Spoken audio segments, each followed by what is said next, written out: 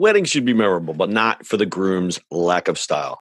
That's why our friends at the Black Tux rents suits and tuxedos that you'll love wearing at your wedding. So if you wind up getting featured on a list of 23 epic wedding fails, or say your reception table catching fire, your DJ playing Let's Get It On during the father-daughter dance, at least you know you'll look good for your close-up. Listen, guys stress about weddings too. Me, I've never been married, but I've had to rent quite a few bad tuxes in my day. Those rental stores, they're just renting you a penguin costume for the day. It's uncomfortable, it never looks right, and that giant bow tie, that's got to go.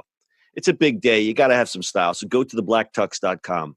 Check out their tuxes. Let me tell you, now you're dressing in style.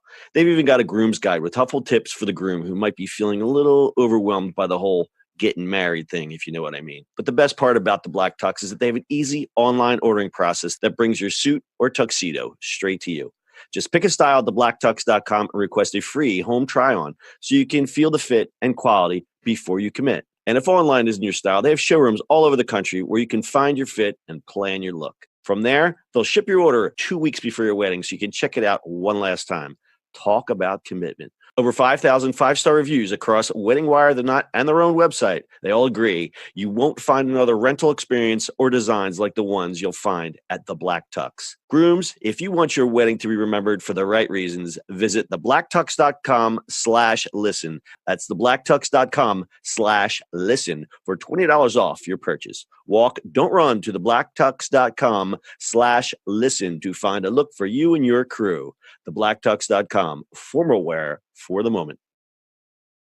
It's the E-Commerce Minute, your daily dose of e-commerce, tech, and retail news with your hosts, Bart Mraz and John Suter. The E-Commerce Minute is a production of Sumo Heavy, a digital commerce consulting firm in Brooklyn, New York, and Philadelphia. Find us on the web at sumoheavy.com. It's E-Commerce Minute, episode 361. In today's episode, T-Mobile lets students redesign a part of its website. According to a recent report on CNBC, T-Mobile wanted to gain insight on how visitors were using their website. They wanted to know what type of customers were there, and were they researching plans or devices? Alternatively, were the potential new customers who owned a device just looking to switch networks? So they asked university teams to help. The task was part of a partnership with Adobe's annual Analytics Challenge, where teams of students compete to win a $35,000 prize, as well as potential employment. Since 2005, MGM Resorts International, Sony PlayStation, Starwood, and Lenovo are some of the companies that have run challenges, with entrants given access to Adobe's technology to solve live business problems. The winning team from the University of Utah focused on streamlining the digital experience with T-Mobile and presented a simplified version of the online path a potential customer might take. Implementing these improvements would bring T-Mobile an extra $8.1 million in revenue. T-Mobile's Vice President for Digital Journeys, Giles Richardson, said, "Sometimes it takes an external fresh pair of eyes to say, this is really hard to find. Watching the students' presentations wasn't always an easy experience, and it was a little bit of a dentist chair experience sitting through 6 finalist teams run through how terrible they felt our website was." Dentist chair experience. I love it. The students also pointed out that T-Mobile needed to reevaluate the importance of store visits and customer service calls. They did this by real-world testing, calling the service numbers, and mystery shopping in the stores. Richardson will fly 20 semifinalists from the challenge to the T-Mobile headquarters for introductions. The company intends to hire 10 of those people. This is pretty cool. I think more companies need to do this. Yeah, including us. That'd be really fun if they did that.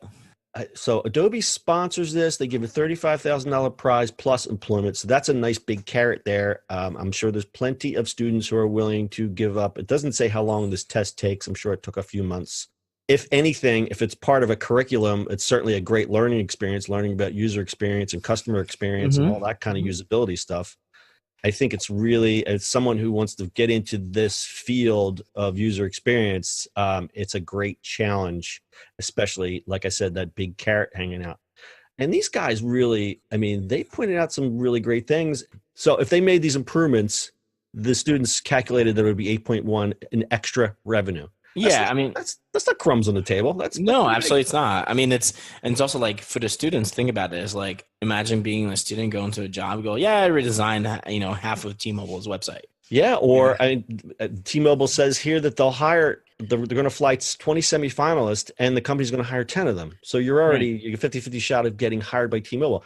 That's pretty huge. I mean, if you're just getting out of school. So I don't know what the University of Utah is like. I don't know if it's a design school or if it just is a design program. That's pretty great.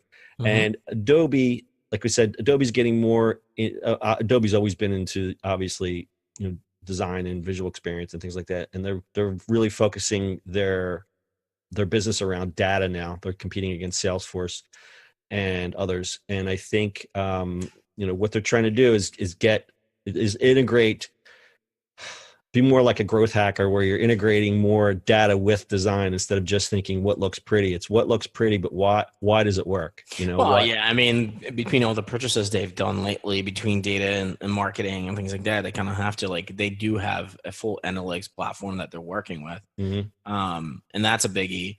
Plus they actually have that design or creator in residence thing too. So they're doing a lot of educational type of things for people, which is great.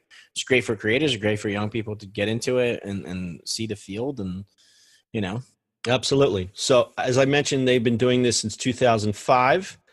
They've actually hired more than 50 students since the contest began.